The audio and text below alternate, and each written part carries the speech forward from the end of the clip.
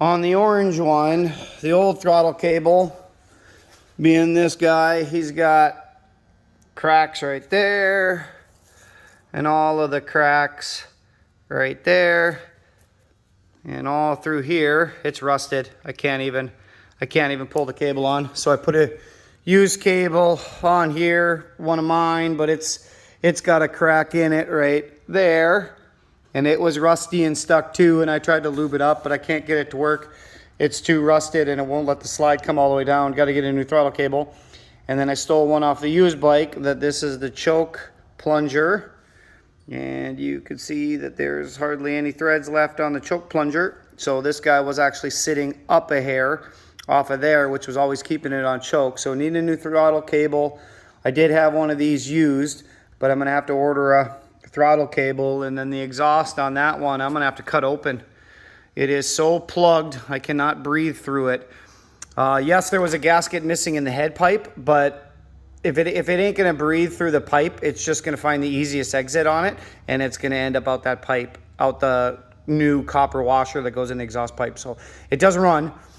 Still, I haven't taken the nut off for the back yet, but I think I have one. If not, I know that you said you had one.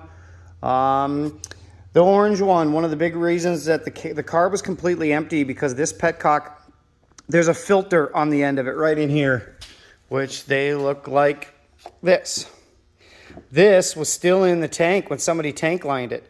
So you could see the red tank liner. I had a hell of a time getting it out, because technically tank liner is epoxy. So they basically epoxied in the old filter.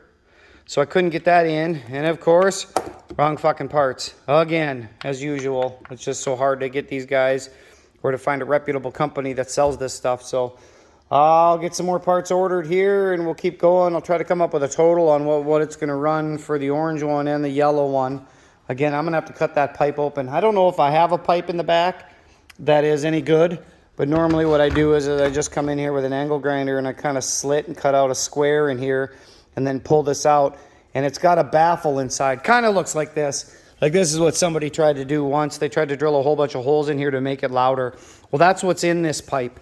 In this pipe is a baffle that's kind of like that this has got the head pipe, the sound kind of comes around and then enters a center chamber like this, and the center chamber has holes in it, and that's what gets so carboned up in there that it won't breathe, is because it's so solid and packed in there. So we're gonna have to open that pipe up.